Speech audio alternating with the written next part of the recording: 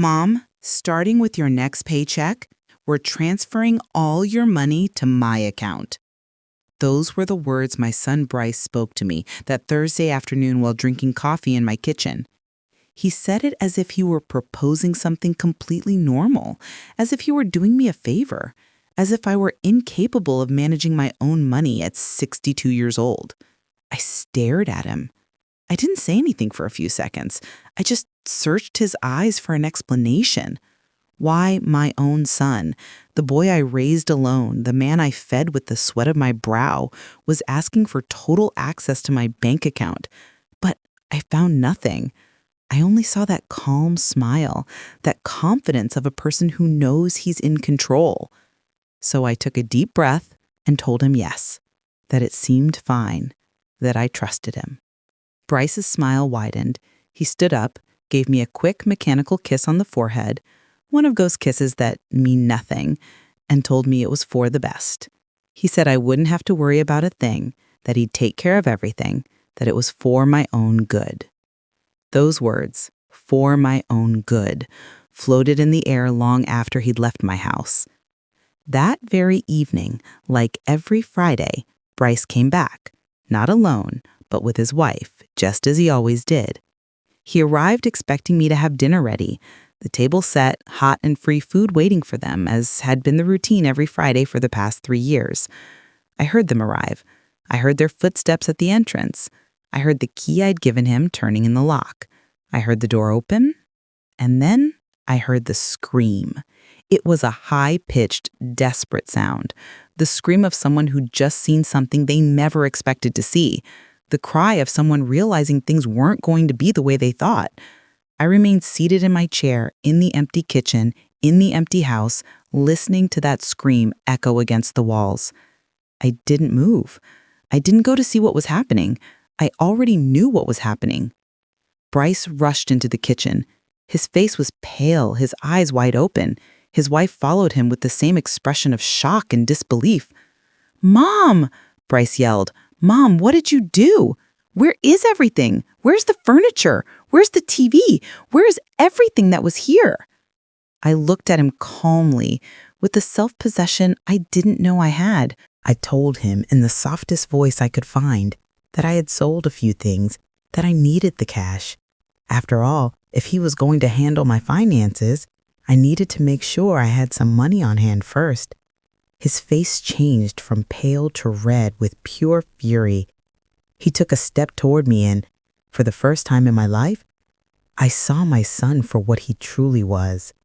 Not the boy I had raised, not the young man I had helped build his life, but a stranger, someone who looked at me with contempt, with rage, with something that dangerously resembled hate. "You're crazy," he snapped. "You are completely out of your mind. How could you sell things without consulting me now? How are we supposed to watch TV when we come over? How are we going to be comfortable here?" That last sentence changed everything. How are we going to be comfortable here?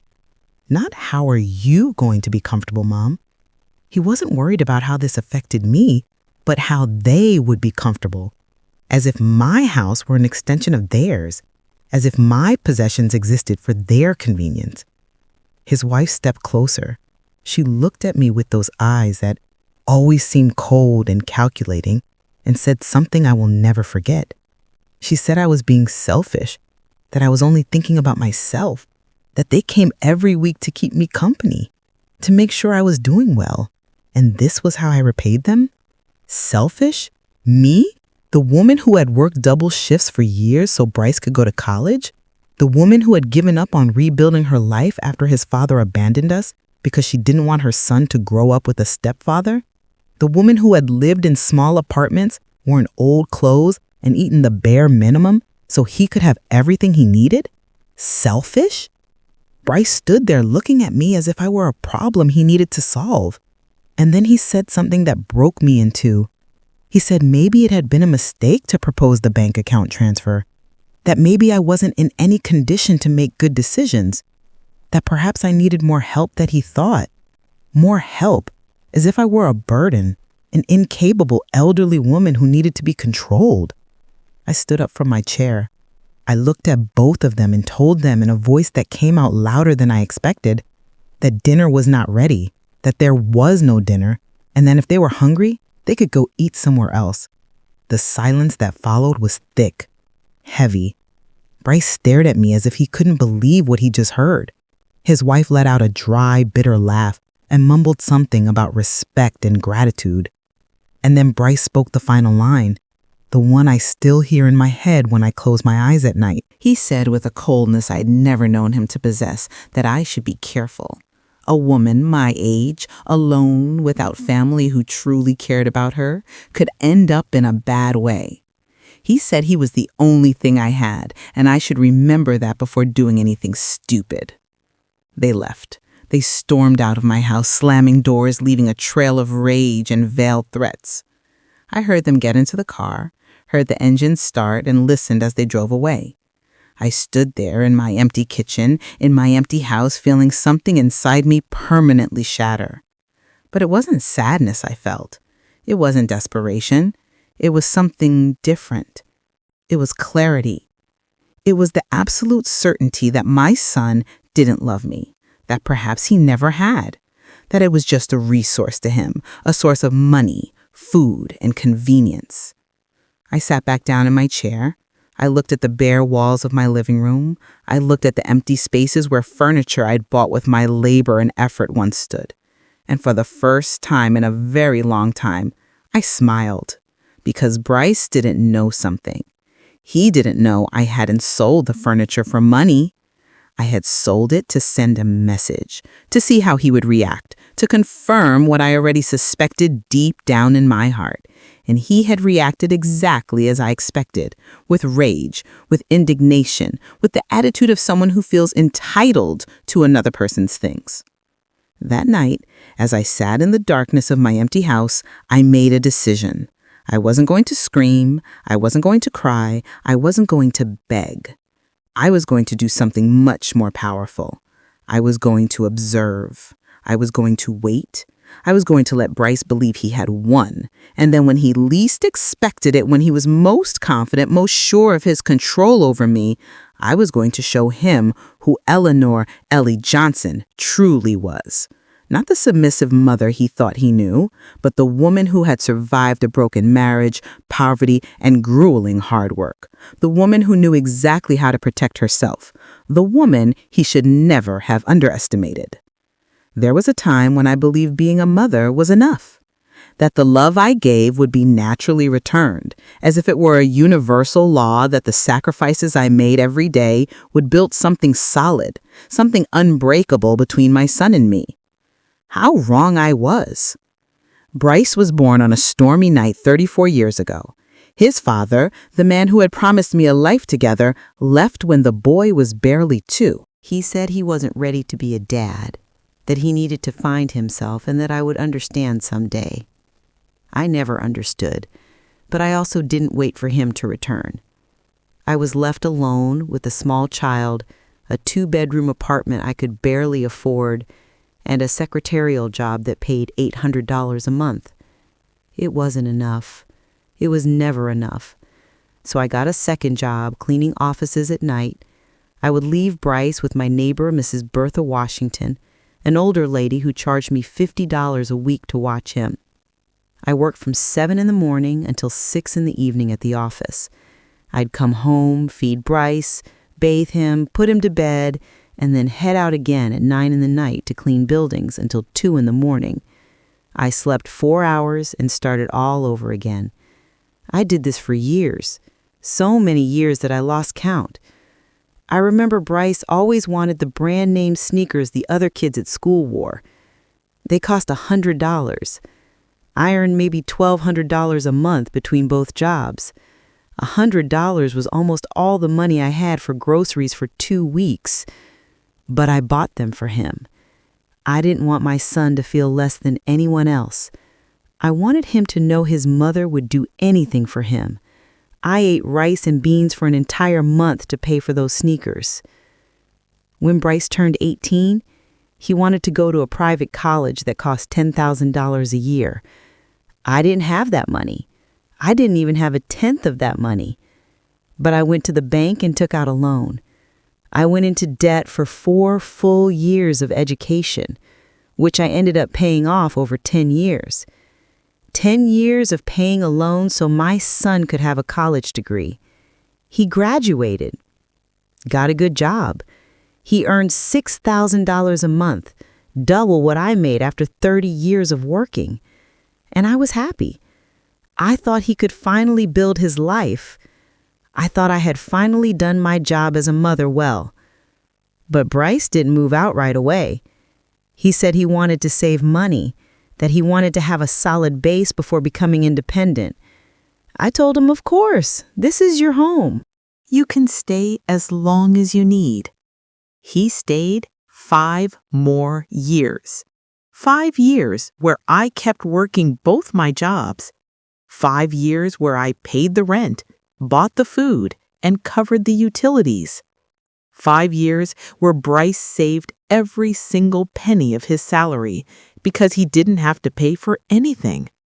When he finally left, it wasn't to rent an apartment, it was to buy a house, a $300,000 house that he paid for in cash because he had saved all his money during those 5 years of living for free in my home.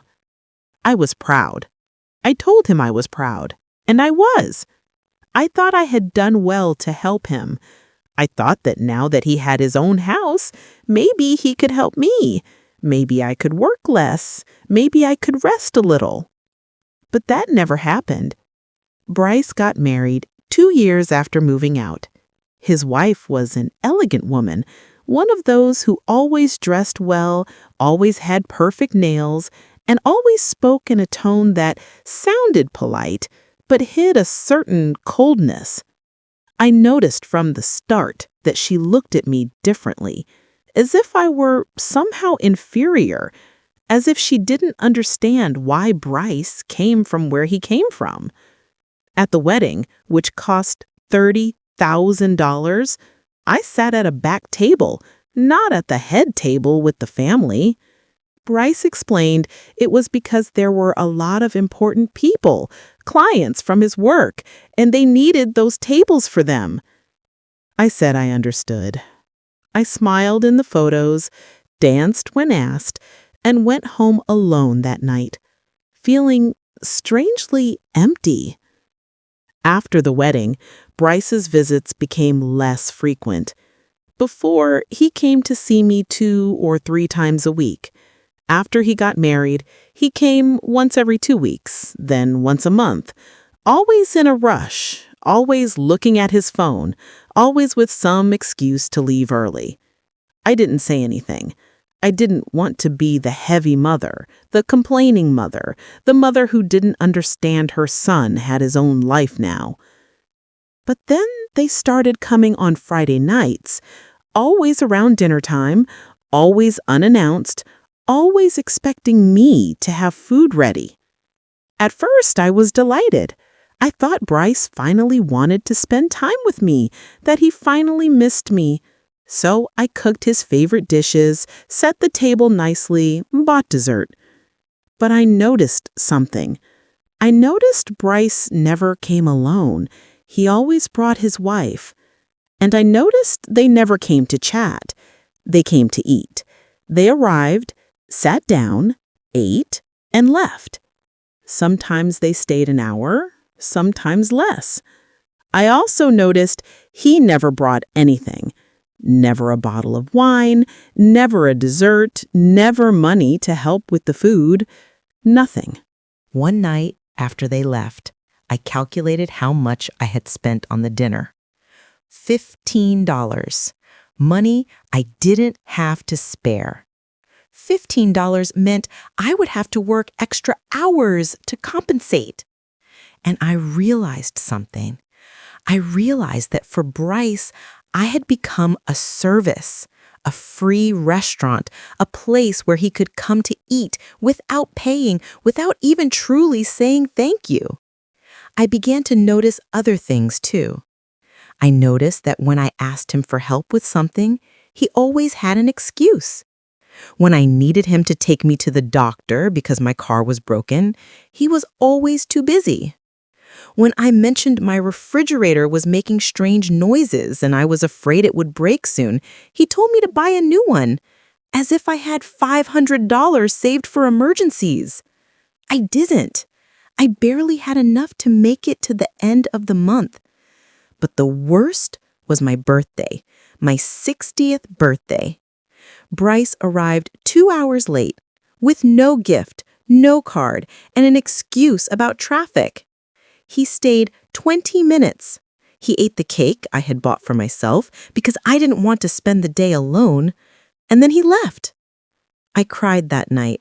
I cried like I hadn't cried in years, because I finally understood something I had been denying for too long. I understood that to my son, I was no longer important. I was just a resource, something that was there, available, waiting to be used when he needed it. And the worst part was that I had allowed it. I had set that pattern. I had never asked him for anything. I had never told him I felt used. I had never told him I needed more from him than just 20-minute visits and Friday night dinners. I was afraid that if I complained, if I asked, if I demanded, he would disappear completely. And the idea of losing my son, even the son who barely saw me, terrified me more than anything else. So I continued being the convenient mother, the silent mother, the mother who was always there, who always had the door open, who never caused trouble. Until that Thursday afternoon, until Bryce told me he wanted to manage my money. Something inside me, something that had been dormant for years, woke up. A small but clear voice that told me this wasn't right, that this was the beginning of something worse. But even then, even with that voice whispering in my head, I told him yes, because I still had hope. I still wanted to believe my son loved me, that he would protect me, that he would do the right thing. How foolish I was. The following Monday, Bryce came to my house with papers. Lots of papers. He spread them out on the kitchen table with that smile that now seemed different, less warm, more calculated. "Mom, this is simple," he said. "I just need you to sign here, here, and here." These are the documents so I can have access to your account so I can automatically transfer your salary every month. That way, I'll take care of paying your bills, managing everything. You won't have to worry about a thing. I looked at the papers. They were bank forms, authorization forms. I read the fine print, the parts people usually ignore, and I saw something that chilled my blood. It wasn't just access to my account.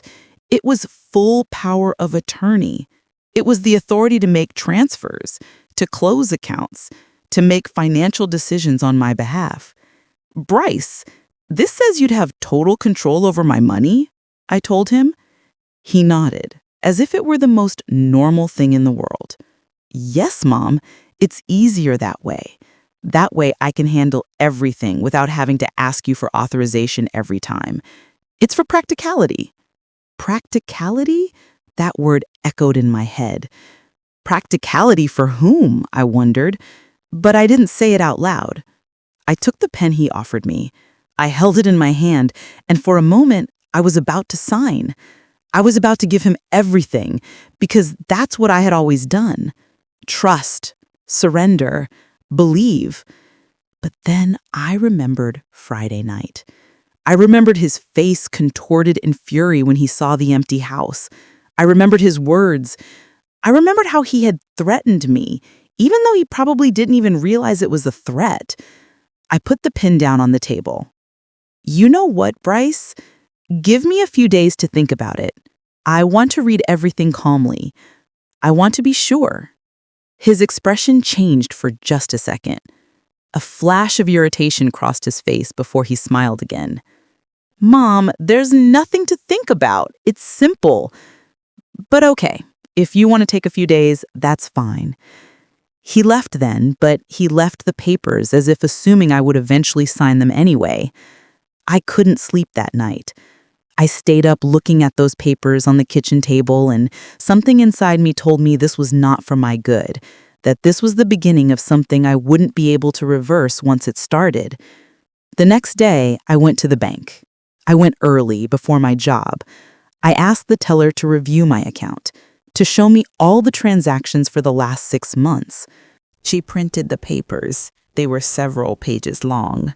I reviewed them carefully, line by line, and then I saw it.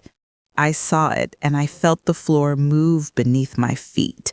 There was a withdrawal I hadn't made, a withdrawal of $1,200 from 3 months ago, $1,200 that had left my account, and I didn't remember taking it out.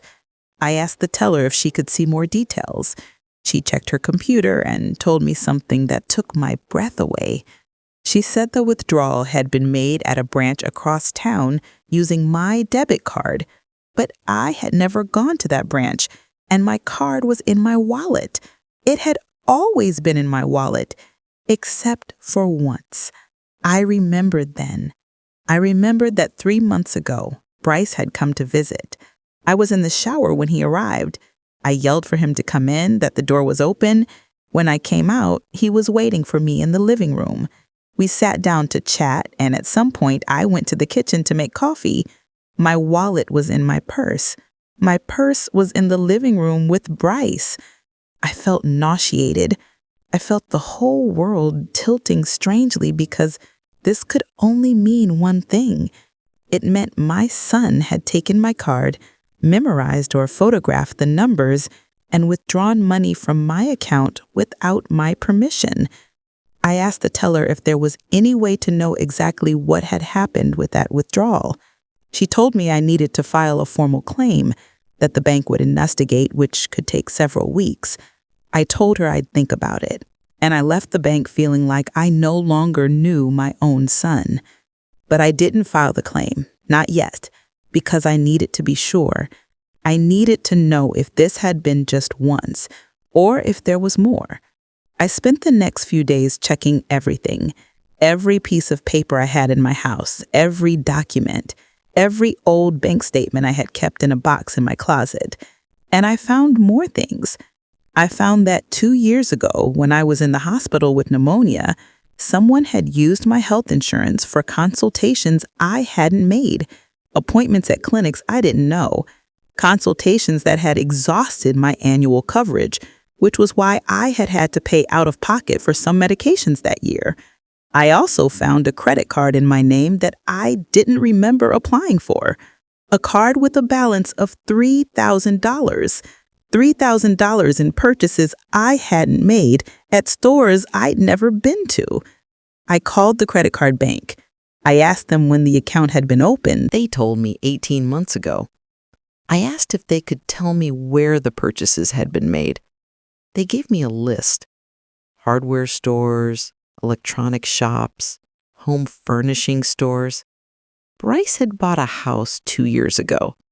Bryce had renovated that house, and apparently, Bryce had used my credit to do it. I sat on the floor of my room, surrounded by papers, feeling everything I had believed about my life crumble. It wasn't just the money. It was the betrayal. It was knowing my son had been robbing me for years, that he had viewed me as an unlimited resource, that he had never intended to care for or protect me. I cried until I had no tears left. Then I wiped my face, gathered all the papers, and made a decision. I wasn't going to confront him yet. I wasn't going to yell or accuse him, because I knew if I did, he would deny everything. He'd say I was confused. He'd say I was senile. He'd say anything to make me doubt my own memory, my own sanity. No, I was going to be smarter than that. I was going to gather evidence. I was going to document everything. I was going to build a case so solid he couldn't deny it. And then, only then, would I act. On Friday of that week, Bryce came back, as always at dinner time, as always, expecting me to have food ready. But this time I had cooked differently. I had made his favorite dish, chicken and rice, the same meal I used to make when he was a boy and came home sad from school, the dish that told him how much I loved him without needing words. He sat at the table with his wife. They ate. They talked about superficial things, work, the weather, the new movie they wanted to see. I watched them. I watched them as if I were seeing them for the first time and realized something. I realized Bryce ate my food with the same indifference he would eat fast food. There was no gratitude in his eyes, no love, just the mechanical act of eating something free. When they finished, Bryce pulled out the bank papers again. He placed them on the table right next to his empty plate. "Mom, the days you asked for are up. You've thought about it, right? Sign this, and I'll take care of everything." I looked him straight in the eyes and told him, in the calmest voice I could find, that I still wasn't sure, that I needed more time. His wife scoffed. "Ellie, this is ridiculous. Bryce is just trying to help you. I don't understand why you're so distrustful." Distrustful? She called me distrustful. And the saddest part was she was right, but not in the way she thought. Bryce stood up. His expression was hard now, without the mask of a smile. "Mom, this is for your own good. You can't keep managing your finances alone. It's obvious. Look how you sold the furniture without thinking. Look at the irrational decisions you're making." Irrational? Selling my own furniture in my own house was irrational. But robbing me for years wasn't. I didn't say anything. I just held his gaze until he looked away. They left that night without saying goodbye, and I stayed seated in my kitchen, staring at those unsigned papers, knowing the war was just beginning. A silent war. A war I had to win. Because if I lost it, I wouldn't just lose my money. I would lose my dignity, my autonomy, my life. The days after that dinner grew strange. Bryce didn't call again. He didn't visit again. It was as if he had decided to punish me with his absence, as if he believed I would break down without him, that I would beg him to return, that I would finally sign those papers just to get his attention back. But I didn't break down. For the first time in years, the silence of my house didn't feel empty. It felt full of something different. It felt full of clarity. I spent those days reviewing every detail of my financial life, every receipt I had saved, every bank statement, every piece of paper that had any connection to money. And the more I checked, the more I found. I discovered that 3 years ago, when Bryce asked to borrow my ID because he had lost his and needed to pick up an urgent package, he had done something more with it. He had opened a utility account in my name at an address that wasn't mine, his house. For 3 years, the electricity bill for Bryce's house had been in my name. And when he didn't pay on time, the penalties piled up on my credit score. That was why I had been denied a small loan last year when my car needed urgent repairs. That was why my credit score had mysteriously dropped. I called the utility company. I explained that the account wasn't mine, that I had never lived at that address. The woman on the phone told me I needed to file an affidavit, that I had to report this as identity fraud. Identity fraud committed by my own son. I hung up the phone and stared at the wall for a long time, trying to process how I had reached this point, trying to understand when my son had turned into this. I couldn't sleep that night. I stayed awake staring at the ceiling, listening to the sounds of the city outside. And I thought about all the times I had justified his behavior, all the times I had told myself he was busy, that he had his own life, that I was being demanding by expecting more from him. But this wasn't about expectations. This was about theft, about deception. about a son who viewed his mother as a resource he could exploit without consequence. The next morning, I did something I had never done. I went to see a lawyer. It was a small office downtown. The sign read, David Chung. I had seen an ad for him in the paper, offering free consultations. I walked in feeling small, feeling ridiculous. A woman of 62 coming to complain about her own son. But the receptionist smiled kindly and showed me in. Adder Chung was a man in his 50s, with graying temples and kind eyes. He asked me to tell him everything, and I did. I told him about the missing money, the credit card I hadn't applied for, the utility account, the papers Bryce wanted me to sign. He listened without interrupting. He took notes in a notepad, and when I finished, he leaned back in his chair and, "Mrs. Johnson," he said, "what you are describing is financial fraud and abuse of trust. If you sign those papers your son is asking for, you are giving him total legal access to your money.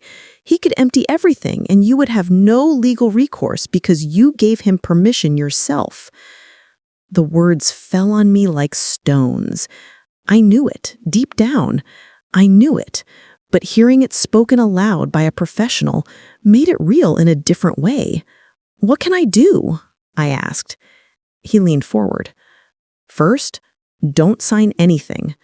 Second, you need to report the credit card fraud and the theft from your bank account.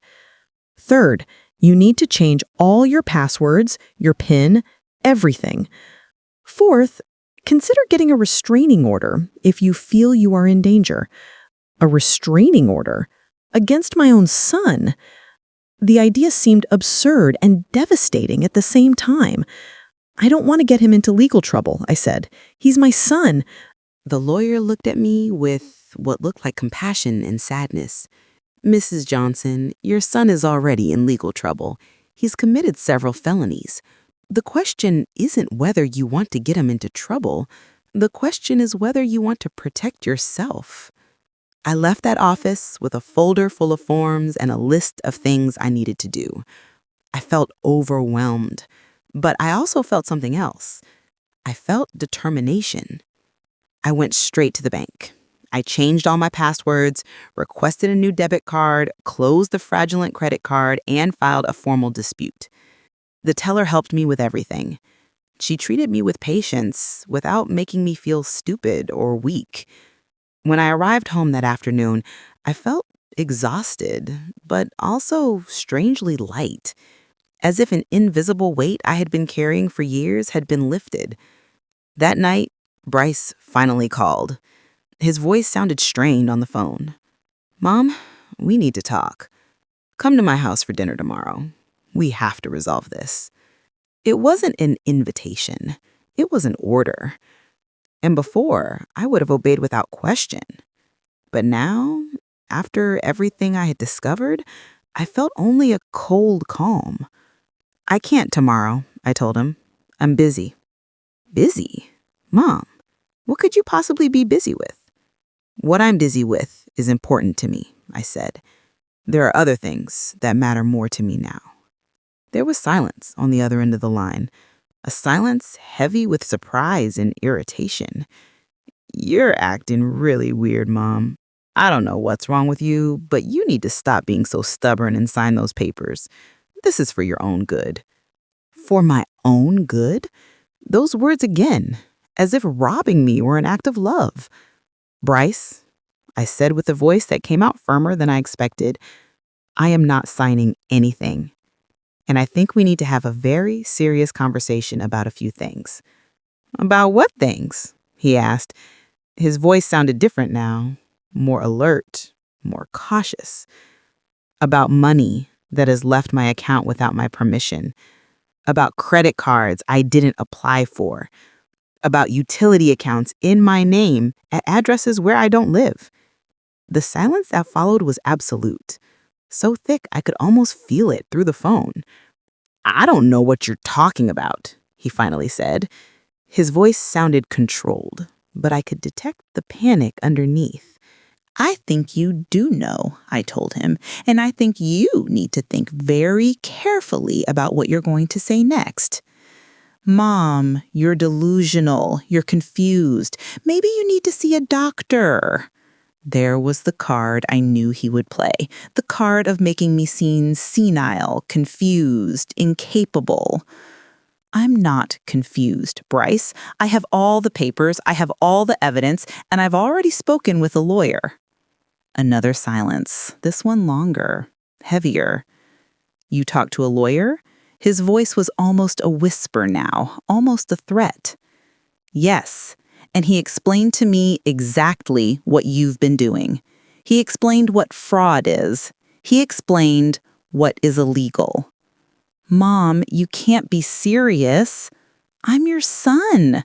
Everything I've done has been to help you. Help me, Bryce. You robbed me for years. You used me. You lied to me. I never, he started to say, but I cut him off. Yes, you did. And you know it. The question now is what we're going to do about it. I heard his breathing on the other end of the line. Heavy, ragged. I'm coming over, he said. We need to talk in person. No, I told him. You are not coming here. If you want to talk, we can do it over the phone, or we can do it with lawyers present. Are you crazy? He yelled. Completely crazy? After everything I've done for you, after all the times I've come to see you, that I've worried about you, this is how you repay me? All the times you came to eat for free, you mean. All the times you needed something from me. But the times I needed you, where were you? I hung up then before he could answer, before he could manipulate me again with words. I stayed seated in my kitchen with the phone in my hand, trembling, but not from fear, from rage, from years and years of suppressed rage that was finally finding its voice.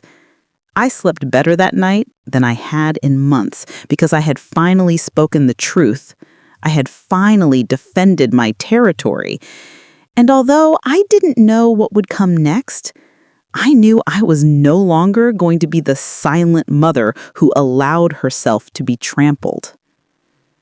The next morning, I woke up with a clarity I hadn't felt in years. It was as if a thick fog had lifted from my mind, and now I could see everything with an almost painful sharpness. I knew what I had to do. I knew I couldn't stop now. After breakfast, I grabbed my purse and left the house. I had a mental list of all the places I needed to visit, all the loose ends I needed to tie up. If Bryce thought I was a confused, helpless old woman, he was about to find out how wrong he was. My first stop was the main bank where I kept my savings account. Not the checking account where I received my paycheck, but the other one. The one I had opened 30 years ago when I still had dreams of buying a house of my own someday.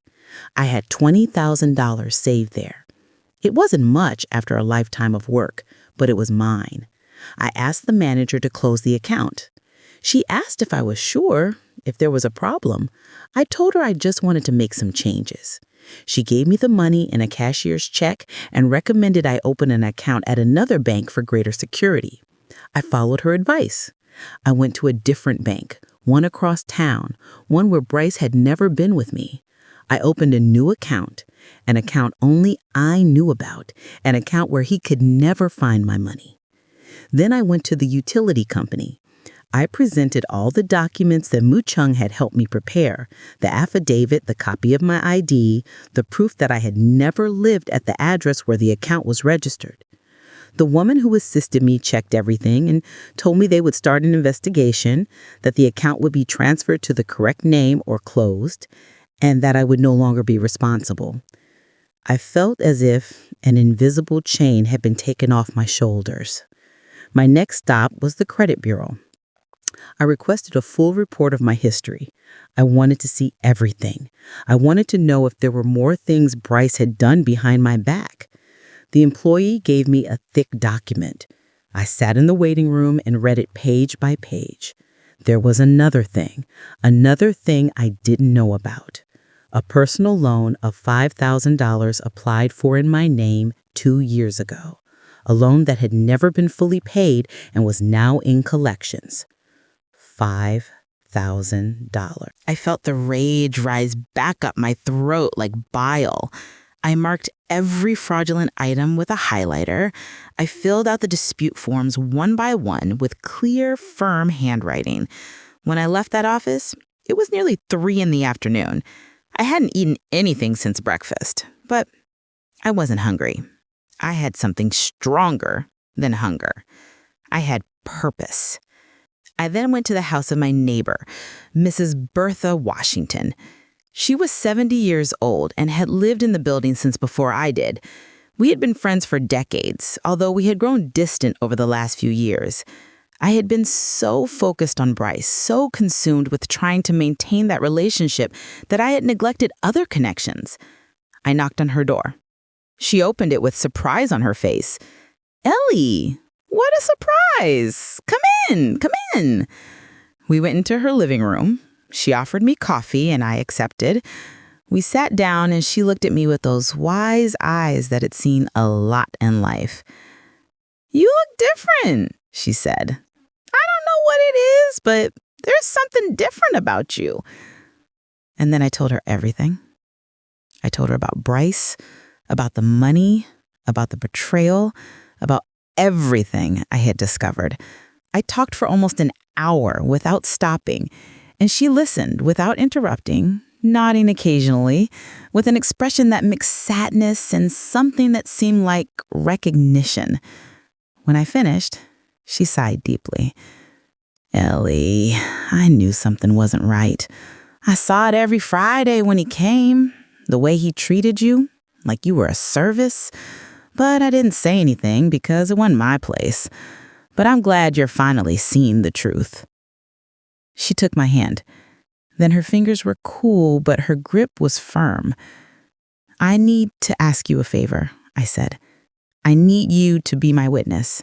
I need that if Bryce comes and tries to say I'm confused, that I'm senile, you can confirm that's not true, that I'm in full possession of my faculties." She nodded without hesitation. "Of course, and more than that, if you need a place to stay, if you ever don't feel safe in your house, my door is open." Those words filled me with such deep gratitude that they almost made me cry. But I didn't cry. I had cried enough. Now it was time to act. That night, back in my house, I organized all the documents I had collected. I put them in a large folder. I made copies of everything, stored the originals in a safe place, and left the copies in the folder. If something happened to me, if Bryce tried to do anything, there would be evidence. There would be proof. I also wrote a letter detailing everything I had discovered, everything Bryce had done. I put it in a sealed envelope with instructions that it should only be opened in case of emergency. I gave it to Mrs. Bertha to hold on to. I was preparing myself like a general preparing for battle because I knew Bryce wasn't going to let this go. I knew he would come, that he would try to manipulate me, to convince me, to make me doubt myself. But I was no longer the same woman I had been 2 weeks ago. That woman had died the night Bryce threatened me in my own kitchen. The woman I was now was different. She was stronger, clearer, more determined. On Wednesday afternoon, as I was making tea, I heard a car stop in front of my building. I looked out the window and saw Bryce's car. He got out, along with his wife. They looked determined. They were coming to confront me. I took a deep breath, put away my cup of tea, and waited. The doorbell rang. Once, twice, 3 times, each time more insistent. What happens next will surprise you. Continue the story in part 2. The link is waiting for you in the description. Like this video and subscribe so you never miss the next twist.